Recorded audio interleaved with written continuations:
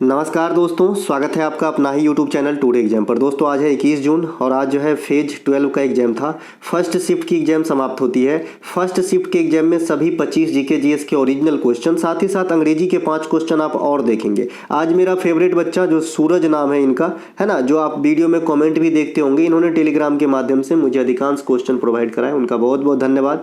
सभी क्वेश्चन का extra fact है। और मैं आपको बता दूँ, इस समय पूरे यूट्यूब के जर्नी कंटेंट जो भी देते हैं दुनिया में यूट्यूब पे, है ना, इसमें एकमात्र जीता जागता चैनल है जिसका नाम है टुडे एग्जाम। ये चैनल एक ऐसा है जो आपको पढ़ाने से पहले ही बोल देता है कि आपको मैं 80% से एबव क्वेश्चन एग्जाम में मिला के दूंगा, एसएससी के एग्जाम में। ठीक है भाई, तो आप लोग इसके कई बार परीक्षा ले चुके, कम से कम ये मेरे ख्याल में 8वां 9वां एग्जाम होगा जहां पे मैं पढ़ाया और आपके एग्जाम हुए इसके बाद, और क्वेश्चन कितने मिले आपके सामने है। ठीक है, तो अगर आप लोग इस जर्नी को सुगम बनाना चाहते हैं तो हमारा एक ही बुक है जिसका नाम है पैरासीटामोल 500। ये 500 आप लेके जिस प्रकार से बुखार तुरंत उतरती है, उसी प्रकार से जीके की बुखार तुरंत उतारी जा सकती है। तो आप भी अच्छा कर सकते हैं। डिस्क्रिप्शन में लिंक है, लिंक क्लिक करके आप हमारा कंटेंट प्राप्त कर सकते हैं व्हाट्सएप मैसेज के थ्रू। ठीक है भैया, या फिर इस नंबर पे आप व्हाट्सएप करके ले सकते हैं। चलिए, जो बच्चे हार्ड कॉपी के भरोसे हैं तो भैया हार्ड कॉपी तो मैं अभी नहीं छपवा सकता, तो उतने समय में तो आपका नौकरी हो जाएगा जी, है ना। ये पीडीएफ पढ़ के तो आप ले सकते हो आराम से, प्रिंटेबल वर्जन में आप प्रिंट करा सकते हो। हजारों बच्चों करा चुके हैं। चलिए, सिंधु घाटी में बंदरगाह नगर कौन सा था, एक दिन बताए हैं। अब जहां जो क्वेश्चन नहीं बताया है वहां पे मैं बता दूंगा कि नहीं बताया हूं, बाद में कि जो बताया हूं वहां नहीं बताऊंगा। ठीक है, बार बार बोलना ठीक नहीं है। सिंधु घाटी में जो बंदरगाह है ये लोथल है, आराम से सुनेंगे जिनका एग्जाम है। लोथल और सुरकोतदा ये 2 बंदरगाह थे। तो लोथल जो था ये भारत साइड था, ठीक है, और जो सुरकोतदा था ये आपका पाकिस्तान साइड था। ठीक है, पाकिस्तान साइड सुरकोतदा और लोथल अपना भारत साइड। ठीक है, इसके अलावा सिंधु घाटी सभ्यता में हड़प्पा शहर की जो खोज है वो दयाराम साहनी के द्वारा 1921 में किया गया था। एक क्वेश्चन पूछा जाता है, भारतीय पुरातत्व विज्ञान के जनक किसे कहते हैं, तो आप अलेक्जेंडर कनिंघम साहब को कहते हो। ठीक है, सिंधु घाटी सभ्यता का सबसे विस्तृत नगर मोहनजोदारो पाकिस्तान में है, और इंडिया साइड सबसे विस्तृत नगर राखीगढ़ी हरियाणा में है। माफ करना मेरे मित्र, मेरे बहन, मेरे भाई, ये टुडे एग्जाम यूट्यूब चैनल जो मैं बीच बीच में लिख दिया हूँ, ये कंटेंट चोरी हो रही है, इसके लिए लिख दिया हूं ताकि मेरा कोई ओरिजिनल वाला मोती वाला फैक्ट चुरा ना पाए। मैं सिर्फ उन जरूरतमंद बच्चों तक ही पहुंचाना चाहता हूं, ना किसी यूट्यूबर तक। ठीक है भाई, तो इसीलिए लिख दिया हूं बीच बीच में, तो ये आप इग्नोर कीजिएगा, क्योंकि टैग जो है वो मिटा देते हैं, मतलब वाटर मार्क, इसे तो नहीं मिटा पाएगा ना, तो इतना मेहनत करेगा उससे अच्छा लिखेगा वो, है ना। सिंधु घाटी सभ्यता का एकमात्र नगर धौलावीरा है जो 3 भागों में विभक्त हुआ करता था। कितने भागों में है, 3 भागों में, इसे अलग से याद रखेंगे। अन्य सिंधु घाटी की सभ्यता 2 भागों में विभाजित हुआ करता था। मैंने आपसे कहा एक क्वेश्चन और आपसे एसएससी करता है कि पंजाब को कितने भागों में बांटा गया था, तो 3 भागों में बांटा गया था, तो इन्हें भी याद रखेंगे। बांटने की बात आ गई तो बौद्ध धर्म और जैन धर्म कितने भागों में बटे हैं, तो बौद्ध धर्म भी 2 भागों में और जैन धर्म भी 2 भागों में। बौद्ध धर्म कौन कौन से हैं, हीनयान और महायान। जैन धर्म कौन कौन से हैं, 2 श्वेतंबर और दिगंबर। मैं कहीं से कहीं चलूंगा, आपको सुनते जाना है, बर्दाश्त करना है ना। धौलावीरा 2021 में यूनेस्को में शामिल किया गया था रंगप्पा मंदिर के साथ। किसके साथ, रंगप्पा मंदिर के साथ। अभी 2023 में 2 और यूनेस्को में शामिल कर दिया गया है। एगो शांति निकेतन है ना, शांति निकेतन जिनके फाउंडर, वास्तविक फाउंडर रविंद्रनाथ टैगोर साहब हैं, और एगो आपका होयसल के मंदिर समूह है ना। तो ये दोनों जो है 2023 में आ गया। अब भारत में कुल कितने धरोहर शामिल हो गए यूनेस्को के अंदर, तो बोलिएगा 42 हो गया। ठीक है, धौलावीरा में खेल का मैदान का साक्ष्य भी प्राप्त हुआ है, और ये धौलावीरा भी अपने आप में गुजरात के अंदर स्थित है, तो इसे भी ध्यान रखेंगे। लोथल भी गुजरात में है। चलते हैं आगे। इरडा के अध्यक्ष 2022 में किसे चुना गया था, देखिए देवाशीष, है ना, देवाशीष पांडा, है ना, देवाशीष पांडा साहब को जो है इरडा के अध्यक्ष के रूप में चुना गया था 2022 के रूप में। इरडा के बारे में या हैदराबाद में जितने भी चीज है सबके बारे में एक ही सांस में कैसे लपेटते हैं, आइए, है ना। 4 मीनार मिलेगा, बिरयानी मिलेगा, इरडा का मुख्यालय मिलेगा, राष्ट्रीय ग्रामीण संस्थान मिलेगा, राष्ट्रीय पोषण संस्थान मिलेगा, स्टेच्यू ऑफ इक्वालिटी मिलेगा, है ना। ये सब कहाँ पे है, हैदराबाद में है। मूसी नदी कहाँ पे है, हैदराबाद में। ट्विन सिटी किसे कहते हैं, हैदराबाद सिकंदराबाद को कहते हैं। ठीक है, तो ये आपको मिलेगा हैदराबाद में। तो इरडा का मुख्यालय कहां पे है, हैदराबाद में। इसकी स्थापना कब होती है, 1999 में। ये किस क्षेत्र में काम करता है, बीमा सेक्टर में काम करता है, जो आपका है ना, जो जमा होता है बीमा, है ना। डीआरडीओ की अध्यक्ष 2022 के अंत में समीर बी कामत साहब बने थे। किसका स्थान लिए थे, जी सतीश रेड्डी साहब का स्थान लिए थे, एज इट इज है अभी। इनके अलावा है ना, इसरो के वर्तमान अध्यक्ष कौन है, सोमनाथ साहब है। इसरो की स्थापना की बात करेंगे तो 1969 में, और डीआरडीओ डीआरडीओ की स्थापना की बात करेंगे तो 1958 में होता है। जहां डीआरडीओ का हेडक्वार्टर दिल्ली में है, वहीं इसरो का हेडक्वार्टर बंगलुरु में है। दोनों बात ध्यान रखेंगे। इसरो की महत्वाकांक्षी परियोजना जैसे चंद्रयान 1, चंद्रयान 2, चंद्रयान 3, तो चंद्रयान 3 पूर्णतः सफल हुआ 2023 में। इसके अलावा गगनयान है, आदित्य L1 है। गगनयान जो है ये चंद्र मिशन है, आदित्य L1 जो है ये सूर्य मिशन है। सभी बात को ध्यान में रखते चलेंगे। मानव सहित मिशन जो है गगनयान है। इसके अलावा रिजर्व बैंक ऑफ इंडिया के वर्तमान गवर्नर शक्तिकांत दास क्या नंबर के हैं? ये 25वें नंबर के हैं। क्या नंबर के हैं? 25वें नंबर के हैं। पहला गवर्नर कौन थे रिजर्व बैंक ऑफ इंडिया में? ओसबर्न स्मिथ थे। ओसबर्न स्मिथ थे। प्रथम भारतीय गवर्नर CD देशमुख थे। स्थापना कब होता है रिजर्व बैंक ऑफ इंडिया का? 1935 में होता है। राष्ट्रीयकरण कब होता है? 1949 में होता है। किस कमेटी से स्थापना हुआ था?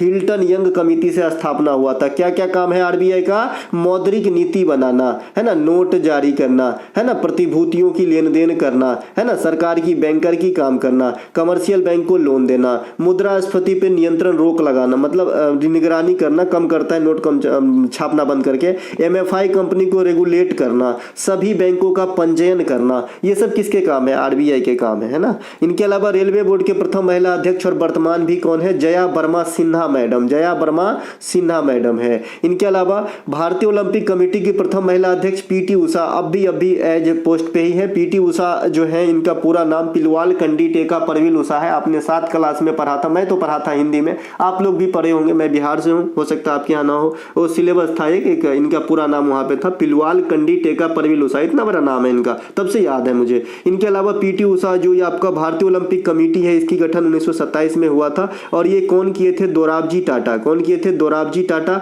और फर्स्ट अध्यक्ष भी थे दोराबजी टाटा। ठीक है भाई। इनके अलावा बीसीसीआई वाला बता दिए थे, आर ग्रांट गोवन 1928 में स्थापना हुआ था बीसीसीआई का।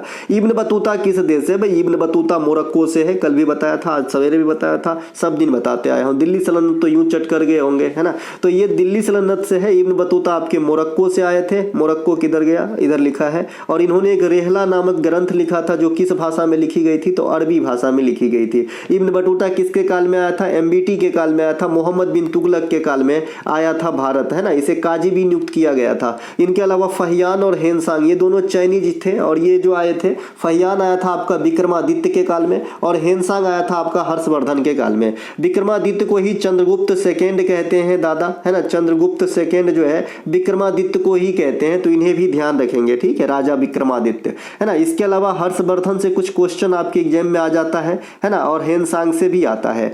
हेनसांग से क्वेश्चन आता है कि हेनसांग दक्षिण भारत की यात्रा किसके शासन अवधि में किया था? तो हेनसांग जो है साउथ इंडिया की यात्रा नरसिंह वर्मन प्रथम के काल में किए थे। दक्षिण भारत गए थे। हेनसांग को यात्रियों का राजकुमार कहा जाता है। हेनसांग ने CUK नामक जो है एक अपनी लेख लिखी। हर्षवर्धन ने नागानंद, रत्नावली और प्रियदर्शिका, प्रदेश का नहीं भाई, प्रियदर्शिका, है ना, प्रियदर्शिका नामक पुस्तक भी लिखे। कौन? हर्षवर्धन। और हर्षचरित एगो किताब अलग है। हर्षचरित एगो किताब अलग है, जिसके लेखक कौन है? हर्षचरित्र के बाण भट्ट। कौन है? बाण भट्ट। बाण भट्ट हर्ष के दरबारी कवि हुए। उसी प्रकार से हरिसेन जो है ये समुद्रगुप्त के दरबारी कवि हुए। उसी प्रकार से आपका जयदेव एगो कवि थे, है ना, जयदेव, गीत गोविंद के लेखक जयदेव। ये लक्ष्मण सेन के दरबारी कवि है, सेन वंश के शासक लक्ष्मण सेन का, ठीक है, ध्यान रखिएगा। इनके अलावा नवंबर 2021 से 23 तक हिंद महासागर का हेड कौन था? जो हिंद महासागर की बैठक होती है रीम की, है ना, तो इसके बैठक 2 साल के लिए बांग्लादेश को सौंपा गया था, नवंबर 2021 से 23 तक। अब जो है बांग्लादेश से हटके, चूंकि अब 24 में हम जी रहे हैं, तो 24 से 25 तक के लिए जो है श्रीलंका को यह कार्यभार सौंपा गया है। तो आने वाले शिफ्ट वाले कान खोल के सुन लेंगे। हिंद महासागर दुनिया में तीसरे सबसे बड़े महासागर हैं, आफ्टर प्रशांत महासागर और अटलांटिक महासागर। अटलांटिक महासागर की जो है अंग्रेजी से अक्षर भी पूछता है किस आकार का है, आप लोग बता देना, कई 100 बार बताया हूं। इनके अलावा प्रशांत महासागर में मरियाना खाई है जो सबसे गहराई वाली स्थल है। ला नीनो और अल नीनो देखना एक आध दिन में एग्जाम में दिखेगा। ला नीनो जो है हॉट होता है, हॉट मतलब भाई बहुत लुक हॉट नहीं, मतलब हॉट मतलब गर्म, और जो अल नीनो है वो कूल होता है, ठंडा होता है। ठीक है, ये जो है जलवायु क्रिया है जो जल राशि को गर्म और ठंडा करता है। तो ला नीनो जो है ठंडा करता है, अल नीनो जो है गर्म करता है, दोनों प्रशांत महासागर में आते हैं। प्रशांत महासागर को सर्किल ऑफ फायर भी कहते हैं, यहाँ सबसे ज्यादा जो है ज्वालामुखी क्षेत्र पाए जाते हैं। अटलांटिक महासागर को हिंद महासागर कहते हैं, ये दुनिया में दूसरे सबसे बड़े महासागर है। तीसरे सबसे बड़े महासागर हिंद महासागर है जिसका नाम इंडिया अर्थात हिंदुस्तान से मिलता जुलता है। हिंद महासागर में डियागो गार्सिया द्वीप है। हिंद महासागर में बंगाल की खाड़ी, अरब सागर, अंडमान सागर इत्यादि हिंद महासागर का ही पार्ट है। विश्व महासागर दिवस आपको पता होगा 8 जून को मनाया जाता है। 5 जून को विश्व पर्यावरण दिवस, 16 सितंबर को ओजोन संरक्षण, 22 मई को विश्व जैव विविधता दिवस, 22 अप्रैल को पृथ्वी दिवस, 22 मार्च को जल दिवस। ये सब ध्यान रखेंगे जो पर्यावरण से संबंधित है। 2 फरवरी को वेटलैंड दिवस, ध्यान रखिएगा। ठीक है, इसके अलावा क्लोरोफिल कहाँ पाए जाते हैं? देखिए ऐसा नहीं है कि क्लोरोफिल पादप कोशिका या जंतु कोशिका लिखा था, वहां पे पादप के 4 गो भाग लिखा गया था, जिसमें एक स्टोरमा था, है ना, एगो हमारा ख्याल में जड़ होगा, जो भी था उसमें एगो पत्ता भी होगा, देखिएगा तो पत्ता आपका आंसर होगा। मैंने कई दफा आपको ये बताया है कि जो क्लोरोफिल है वो हरा भाग में पाया जाता है। हरा भाग कौन सा रहता है? पेड़ पौधे का भाई, है ना। तो जकरा पास आंख नहीं है वो बता देगा पत्ता हरा लग रहा है। ठीक है, मजाक कर रहा हूँ, बिना आंख वाले को लिए पूरी दुनिया ही अंधेरा है। ठीक है, तो ये पत्ता हो जाएगा इसका आंसर, है ना। देखिए पत्ता में एगो रंध्र पाया जाता है, रंध्र, जिसे हम एस्टोमेटा भी कहते हैं। क्या कहते हैं? एस्टोमेटा। इसी एस्टोमेटा के द्वारा पेड़ पौधे जो है सांस लेने की क्रिया करती है। ठीक है, तो ये बात भी ध्यान रखेंगे। अगर डायरेक्ट पूछता है कि पेड़ पौधे में श्वसन की क्रिया किस भाग से होती है, तो आंसर ये भी हो सकता है हरा भाग से। ठीक है, तो कोई घबराने की बात नहीं, क्योंकि पत्ता हरा होता है और पत्ता में जो है रंध्र एस्टोमेटा रहता है। एक एक बात ध्यान रखेंगे, काम आएगी। देखिए जो क्लोरोफिल है ना, इसका क्या काम है? तो प्रकाश संश्लेषण को सक्रिय करना या चलाना या फिर चलाने में मदद करना। प्रकाश संश्लेषण क्या होती है? फोटोसिंथेसिस। तो फोटोसिंथेसिस जैसे हमें चाउमीन खाने का मन है तो हम बना लेते हैं, लेकिन पेड़ पौधा जो है मूवेबल तो नहीं है, है ना। तो क्या करता है? उसके खाना बनाना या लवण वगैरह की जो प्राप्ति होती है जो उनको जीने के लिए आवश्यक है ना, तो वो किस प्रक्रिया से प्राप्त करता है? तो फोटोसिंथेसिस से। फोटोसिंथेसिस सिर्फ दिन के समय होता है, इसीलिए रात के समय पेड़ पौधे के नीचे सोने के लिए मना किया जाता है। क्यों भाई? इसलिए कि जब रात में फोटोसिंथेसिस की क्रिया नहीं होगी तो उस समय जो है ना, पेड़ पौधे भी कार्बन डाइऑक्साइड ही रिलीज करते हैं जो हमारे स्वास्थ्य के लिए घातक होते हैं। ठीक है भाई, और आदमी यहाँ तक कि मर भी सकता है अगर पेड़ पौधे के नीचे सोया, है ना।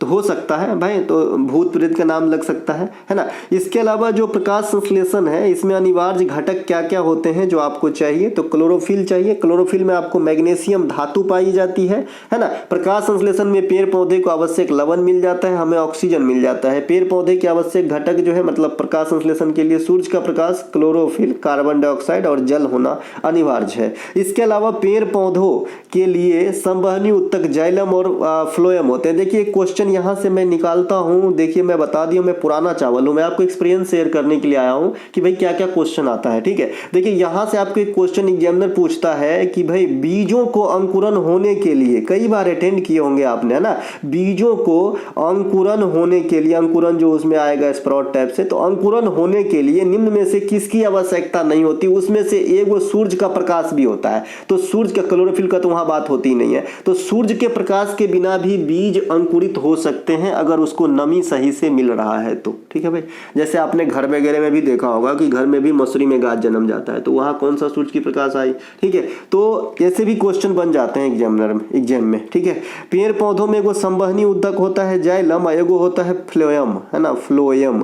फ्लोएम में फूड का याद आता होगा आपको, तो फूड मतलब खाना, तो ये खाना को ट्रांसपोर्ट करता है, और जाइलम जो है जल सामग्री को ट्रांसपोर्ट करता है। अब एक क्वेश्चन आता है ये कैसे ट्रांसपोर्ट करता है? मान लीजिए ये पेड़ पौधे हैं, ये कोई पेड़ है, मुझे तो पेड़ भी नहीं बनाने आएगा, ये वाला पेड़ है। ठीक है, तो जो जाइलम है ना, ये आपका नीचे से ऊपर क्रिया करता है, क्योंकि जड़ से जल राशि लेगा और पूरे पौधों को देने के लिए जाता है, सप्लाई करता है। और जो खाना पदार्थ है वो प्रकाश संश्लेषण में ऊपर ही बनता है और नीचे तक लाता है। ठीक है, तो इसकी एरो भी ग्रुप डी के एग्जाम में पूछा गया है। निम्न में से कौन सा संवहनी उत्तक फ्लेम की एरो को सही दिशा निर्देश देता है या सही दिशा दर्शाता है। ठीक है, बात को समझेंगे, काम बनेगी। ठीक है, हीमोग्लोबिन में लोहा होता है और हीमोग्लोबिन कहाँ रहता है? खून में रहता है। आरबीसी लाल, इसी खून का रंग जो लाल है ये हीमोग्लोबिन के कारण ही होता है। क्योंकि डब्ल्यूबीसी में हीमोग्लोबिन नहीं होता इसीलिए सफेद होता है। ठीक है, इसके अलावा हीमोग्लोबिन को हीमोसाइटोमीटर से मापा जाता है। हीमोग्लोबिन का एक फिक्स आंकड़ा है कि भाई एक वयस्क मानव में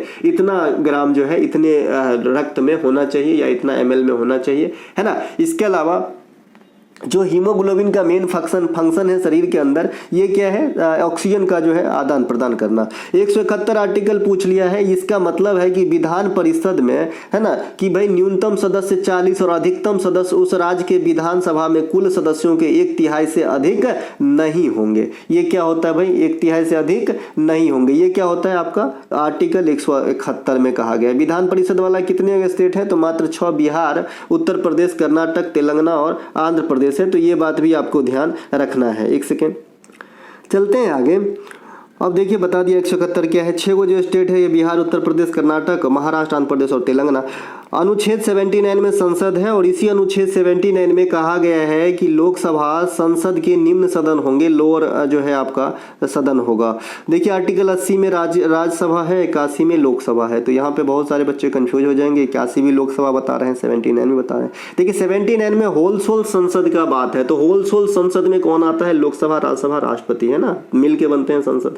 तो 79 के अंदर ही कहा गया है कि जो लोकसभा होगा वो दोनों सदन में छोटू भाई होगा, यानी छोटा होगा। ठीक है, ये कहा गया है 79 में। लेकिन लोकसभा के बारे में जो अलग से आर्टिकल है वो है 81। ठीक है, आर्टिकल 165, ये राज्यपाल जो है महान्यायवादी की माफ कीजिएगा महाधिवक्ता की नियुक्ति करते हैं। महाधिवक्ता राज्यों में विधिक अधिकारी सर्वोच्च वाला होते हैं। उसी प्रकार से केंद्र में महाधिवक्ता अटॉर्नी जनरल ऑफ इंडिया होते हैं। अटॉर्नी जनरल ऑफ इंडिया की नियुक्ति राष्ट्रपति करते हैं आर्टिकल 76 के अनुसार, है ना। अनुच्छेद 153 राज्यपाल के पद से संबंधित है। राज्यपाल की नियुक्ति राष्ट्रपति करते हैं और यह प्रावधान जो है कनाडा के संविधान से लिया गया है। राज्यपाल जो है राज्यों में कार्यपालिका का प्रधान होता है। राज्यपाल का क्षमादान आर्टिकल 161 में वर्णित है। अब हम राष्ट्रपति से संबंधित कुछ आर्टिकल देख लेते हैं। जैसे राष्ट्रपति का पद 52, राष्ट्रपति पर महाभियोग जो हटाने की प्रक्रिया है 61, राष्ट्रपति का क्षमादान 72, राष्ट्रपति का अध्यादेश 123, राष्ट्रपति की महान्यायवादी की नियुक्ति 76, राष्ट्रपति द्वारा ज्वाइंट सीटिंग को बुलाना, जो लोकसभा और राज्यसभा का ज्वाइंट सीटिंग बुलाते तो राष्ट्रपति है लेकिन अध्यक्षता स्पीकर करते हैं, तो जो बुलाते हैं ना ये आर्टिकल 108 है। ठीक है, 110 धन विधेयक है। और जो लोकसभा को भंग करते हैं राष्ट्रपति साहब विषम परिस्थिति में आर्टिकल 85। देखिए राज्यपाल का भी अध्यादेश होता है, आर्टिकल 213 के अनुसार होता है, वो बात भी आपको ध्यान रखना होगा। इसके अलावा लाए हरोबा पूछा गया है। लाए हरोबा त्योहार किस राज्य से संबंधित है? मणिपुर से होगा। क्या होगा? मणिपुर से होगा। ये होगा मणिपुर से। त्रिपुरा को काट दीजिएगा, यहाँ पे क्या है भाई, है ना। थोड़ा बहुत तो हो जाती है लिखने में, लेकिन मेरे से बाहर नहीं जाएगा, गारंटी, विश्वास रखिए। लाए हरोबा का त्योहार ये आपका मणिपुर में मनाया जाता है, तो मणिपुर आंसर कर लीजिएगा इसका। लाए हरोबा मणिपुर में मनाया जाने वाला प्रमुख त्योहार है। ये इसमें इसका जो शाब्दिक अर्थ अगर आप निकालेंगे तो अब देवताओं की, है ना, आदर होता है, देवताओं का आदर सम्मान, इसका शाब्दिक अर्थ निकलेगा। ठीक है, लाए हरोबा का। जैसे आप हॉर्नबिल को कहते हैं त्योहारों का त्योहार। हॉर्नबिल बेसिकली एक पक्षी का नाम है, उस पे है, लेकिन यहाँ पे जो लाए हरोबा है उनका अपना एक भाषा है, इनमें उसका शाब्दिक अर्थ होता है, मतलब इस त्योहार में देवताओं का सम्मान, आदर, अभिनंदन कह सकते हो। त्रिपुरा के अन्य त्योहारों में खर्ची पूजा, है ना, 14 देवी देवताओं की पूजा जाने वाला ये त्योहार है खर्ची पूजा, जो त्रिपुरा का है। लेकिन लाए हरोबा भाई मणिपुर कर लेना भाई। इसके अलावा सोलुंग, मोपिन, ड्री, लोसार, ये चारों के चारों त्योहार आपके अरुणाचल प्रदेश में आएंगे। अरुणाचल प्रदेश में जो है लोसार तो मनाया जाता ही है, साथ ही हिमाचल प्रदेश में और लद्दाख में भी लोसार मनाए जाते हैं। सागा दावा लोसांग सिक्किम का त्योहार है। थांगटा याओसांग मणिपुर का त्योहार है ना। कचई लेमन फेस्टिवल भी लिख लेना, ये न्यू टाइप से है लेकिन कम पूछेगा। हॉर्नबिल नागालैंड में 10 दिनों तक दिसंबर के शुरुआती दिन में मनाया जाता है, 1 to 10 दिसंबर दिसंबर, और ये आपका 2000 ईस्वी से स्टार्ट हुआ था। हॉर्नबिल एक पक्षी का नाम होता है, ठीक है। और इसमें जो त्यौहार है नागालैंड का आपका हॉर्नबिल, इसे त्योहारों का त्योहार कहा जाता है। संविधान को कब ग्रहण किया गया? 26 नवंबर 1949 को किया गया था।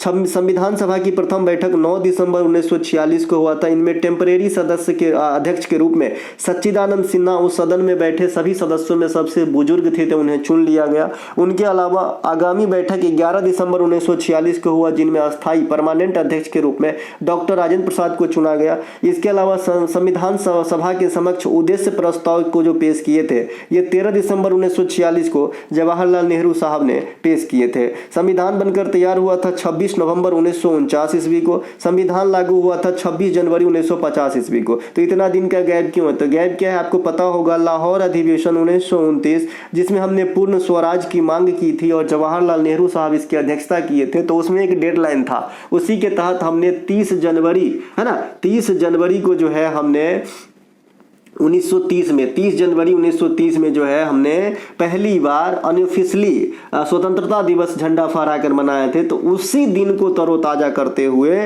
30 जनवरी को हमने, है ना, माफ कीजिएगा, 26 जनवरी को जो है हमने, एक सेकेंड, 26 जनवरी यहाँ लिखिएगा, 26 जनवरी 1950 को ठीक लागू हुआ। जो लाहौर अधिवेशन था उसमें हम 26 जनवरी 1930 को हमने झंडा फहराया था। तो उसी दिन को याद करते हुए हमने 26 जनवरी को संविधान लागू किया। आई होप आप समझे, थोड़ा सा उल्टा हो गया था लेकिन फिर सीधा कर दिया मैंने। देखिए भाई, लाहौर अधिवेशन जो होता है ना, उसके बाद हमने झंडा फहराया था। हालांकि हमें स्वतंत्रता नहीं मिली, लेकिन हम अनऑफिशियली किए थे क्योंकि हमने पूर्ण स्वराज की मांग किया था उसमें, ठीक है। तो उसी दिन को तरोताजा करने के लिए हमने 26 जनवरी को ही संविधान लागू किया।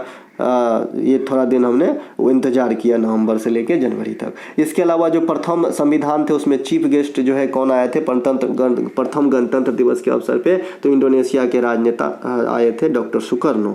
अंग्रेजी के जो वर्ड है टवलसम एंटोनियम आया था, है ना। टवलसम मतलब मेरे ख्याल से जो है परेशानी, दिक्कतें होगी। इट लाइक अ बर्ड, बहुत कम खाना खाना। और इसका उल्टा अगर आप कर लो ना, तो जो ग्लूटोन होता है ना, ग्लूटोन लोग जो होते हैं ना बहुत ज्यादा खाते हैं। वो गोबलर भी होता है, जल्दी जल्दी खाना, गोबलर, है ना। एगो ग्लूटोन होता है, एगो टोडलर होता है। जैसे टोडलर बच्चे, छोटे बच्चे होते हैं ना, टोडलर, है ना, लड़खड़ाते हुए चलते हैं। तो अंग्रेजी में भी कई सारे चीज है, लिंक करने का आपको याद आता जाएगा, मैं भी पढ़ता था कभी भाई। इनके अलावा महात्मा गांधी के भारत में प्रथम सत्याग्रह कौन सा थे? एक दिन बताएं जी, 1917। लेकिन ये क्षेत्रीय सत्याग्रह है। कल हो के अगर इसी सवाल में आपको बता दे कि भाई महात्मा गांधी का देश स्तर का पहला सत्याग्रह कौन सा था, तो वह सहयोग आंदोलन आंसर हो जाएगा। तो चीजों को समझेंगे। गांधी जी 1893 में दक्षिण अफ्रीका गए थे। 1915 में 9 जनवरी को वापस आए थे। 9 जनवरी को प्रत्येक दूसरे वर्ष हम प्रवासी भारतीय दिवस मनाते हैं। पहले रेगुलर मनाते थे, एनुअली मनाते थे, अब बाइनियली मनाते हैं, ठीक है। अब 2 साल में एक बार प्रवासी दिवस मनाते हैं। पिछली बार हमने 23 में मनाया था, अगली बार हम 25 में मनाएंगे। 23 में जो मनाया था कहाँ मनाया था? तो 23 में हमने इंदौर में मनाया था। इसके अलावा गांधी जी का मुलाकात बिहार के राजकुमार शुक्ला से कहाँ पे हुआ था? तो कांग्रेस के, है ना, लखनऊ अधिवेशन 1916 के दरमियान। कहाँ पे हो रहा था ये लखनऊ अधिवेशन? तो लखनऊ में हो रहा था। ये क्या बात हो गई? इसकी अध्यक्षता कौन कर रहे थे? अंबिका चरण मजूमदार, ठीक है।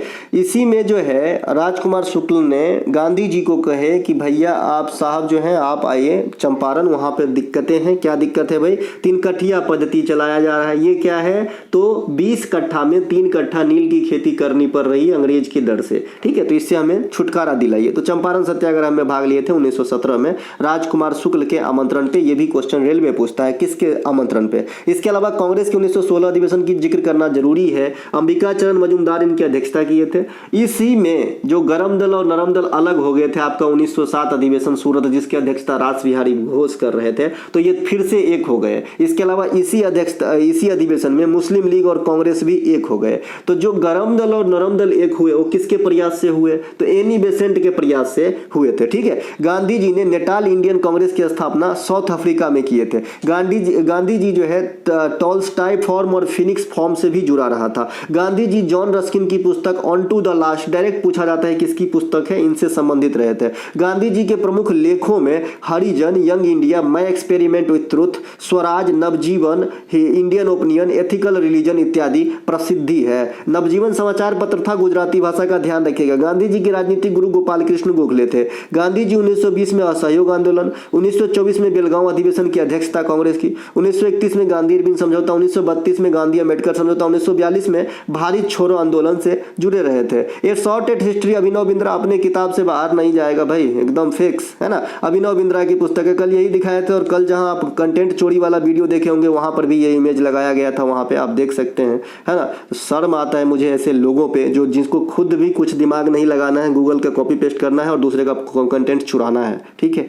ये रहा भैया आपका, है ना, ये आपका रहा स्टेट फ्रॉम द हार्ट, कहीं ना कहीं होगा, ढूंढिए। ये शॉर्ट एट हिस्ट्री है, कल स्टेट फ्रॉम द हार्ट पूछा था, आज ये शॉर्ट एट हिस्ट्री पूछा है, तो ये वाला ही सीट से आ रहा है। आप लोग देख लीजिएगा, टॉपिक वाइज जो आप लेंगे ई बुक के साथ मिला होगा उसमें अलग से दिया गया है, मैं आपके हित के लिए बना दिया हूँ। हालांकि टॉपिक वाइज ई बुक में भी इंक्लूड है, लेकिन मैंने 60 पेज का एक अलग से करंट अफेयर सहित बना दिया ताकि आप एग्जाम के सेंटर पर भी रिवीजन कर लो, ठीक है।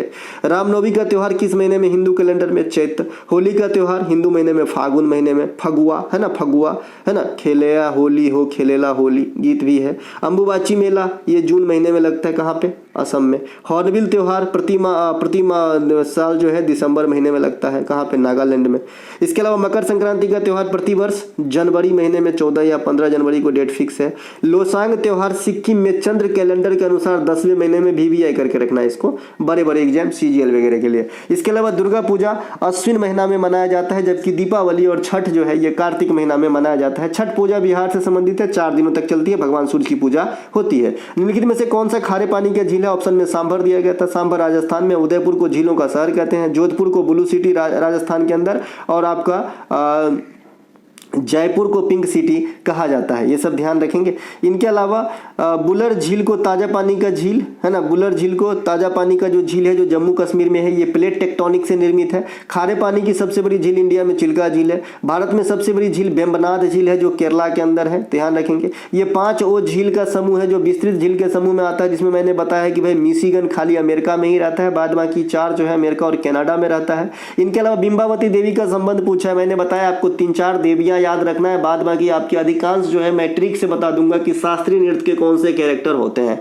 जैसे जो भी झावेरी सरनेम होते हैं या सिंह सरनेम होते हैं ये मणिपुरी में चले जाते हैं, बिंबावती देवी, कलावती देवी, चारू माथुर के अलावा, ठीक है। इनके अलावा जो मणिपुरी नृत्य है ये लास और तांडव दोनों भाव से प्रेरित है, इसमें राधा कृष्ण की पूजा की जाती है। जोगई और चोलम जो है इसके प्रमुख 2 पार्ट होते हैं, ये मणिपुर की शास्त्रीय नृत्य होते हैं, ठीक है भैया। इसके अलावा 8 शास्त्रीय नृत्य होते हैं, भरतनाट्यम, मोहिनीअट्टम, कुचिपुड़ी, ओडिसी, है ना। इसके अलावा कथक, मणिपुरी, सत्रिया। सत्रिया सबसे लेटेस्ट है, शंकर देव के द्वारा स्टार्ट किया गया था, असम का है। बोरबयान, गोस्वामी और आपका सैकिया सरनेम जो है सत्रिया नृत्य में आ जाते हैं।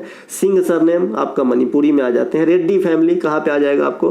कुचिपुड़ी में आ जाता है। महाराज सरनेम कहाँ पे आ जाएगा? कथक में आ जाएगा। महापात्रा सरनेम कहाँ पे आ जाएगा आपका? ओडिसी में आ जाएगा। अटल पेंशन किस मंत्रालय से? एक दिन बताए हैं जी। अटल पेंशन प्रधानमंत्री मुद्रा योजना, प्रधानमंत्री जनधन योजना, है ना। ये जो आपका प्रधानमंत्री जो रिस्क कवर वाला योजना है, देखो याद नहीं आ रहा अभी, रिस्क कवर वाला कौन सा योजना है भाई? प्रधानमंत्री जीवन ज्योति बीमा योजना, प्रधानमंत्री सुरक्षा बीमा योजना, ये सभी के सभी वित्त मंत्रालय में आ जाता है, ठीक है। तो जो अटल पेंशन योजना है 2015 में स्टार्ट हुई, 18 से 40 वर्ष इसमें एज फैक्टर है। इसके अलावा यह योजना मंत्रालय भले वित्त मंत्रालय हो, लेकिन कल से अकल हो कि अगर आपसे पूछे कि किसके द्वारा संचालित किया जाता है, कौन से एजेंसी के द्वारा, तो मैंने बता रखा हूं पहले भी। क्लास नंबर 12 जाके देखिए, क्लास नंबर 12 जो 30 सीरीज चल रहा है उसके क्लास नंबर 12 देखिए। पेंशन फंड नियामक और विकास प्राधिकरण, है ना, PFRDA, ठीक है, इसके द्वारा संचालित होता है। इनके अलावा प्रधानमंत्री जनधन योजना, मुद्रा योजना, ये सब वित्त मंत्रालय। आयुष्मान भारत योजना स्वास्थ्य वाला है तो स्वास्थ्य मंत्रालय से है। तो ये थे आज के भैया आपका जो है ना